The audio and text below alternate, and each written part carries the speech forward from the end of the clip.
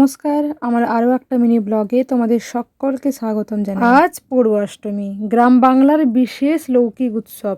এই উৎসবটা কিন্তু প্রতি বাঙালি ঘরেই হয়ে থাকে, আর যাকে কেন্দ্র করে হয়ে থাকে সে হচ্ছে পিতা মাতার প্রথম সন্তান, মানে বড় যিনি, তাকে ঘিরেই এই অনুষ্ঠান। তাই আজকে সকলকে নয়, যারা প্রথম সন্তান মানে যাদের পড়ুয়া অষ্টমী তাদেরকে জানাই শুভ পড়ুয়া অষ্টমী। তবে এই নিয়ে প্রতি বছর বাড়িতে একটু ঝামেলা হয়, যেহেতু দাদা পড়ুয়া আমি তো নই, তাই হচ্ছে এই নতুন জামা নিয়ে একটু আধটু ঝামেলা। তবে এখন আর সেই ঝামেলা হয় না, দাদা থাকেন পড়ার সূত্রে বাইরে, আমি থাকি বাড়িতে, ওই দূর থেকেই পড়ুয়াষ্টমী পালিত হয়। তো চলো, আজকে পড়ুয়াষ্টমী উপলক্ষে কিন্তু রান্না হবে ফুলকপি, আলু আর বাউল মাছের ঝোল। এই বাউল মাছটা হচ্ছে আমাদের ভাগের মানে পুকুরের বাউল মাছ, তো তাই 5 থেকে 6 পিস পাওয়া গেছে। তো তার জন্য আগে মশলা বেটে নেব। এতগুলো মশলা কিন্তু ঝোলের জন্য নয়, মোচার চচ্চড়ি হবে, ওটার জন্য কিন্তু আমি একসঙ্গেই মশলাগুলোকে বেটে নিয়েছি। এমনিতে ঝোলে যা মশলা লাগে তাই মশলা কিন্তু মোচাতেও লাগে, তাই ডবল খাটনি না করে একসঙ্গে শিলনোড়ায় বাটনাগুলো বেটে নিয়েছি।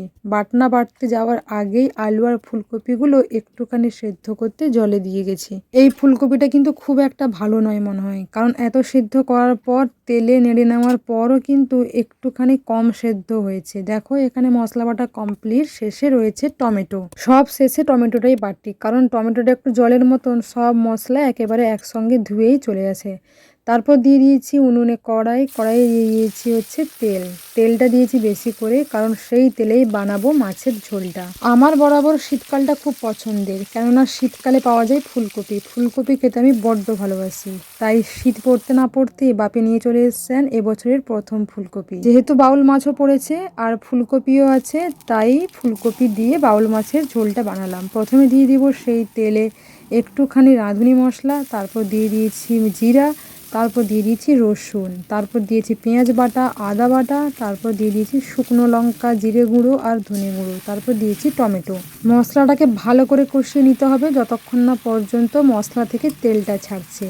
তারপর যখন একটু তেল ছাড়া শুরু হবে, আলু আর ফুলকপিকে দিয়ে দিতে হবে, কেননা আলু আর ফুলকপি কিন্তু জলে সেদ্ধ করেছি, তেলে ভাজিনি, তাই হচ্ছে আমি ফুলকপি আলুটাকে দিয়ে দেবো। তবে তার আগে দিয়েছি নারকেল কোড়া ঝোলে।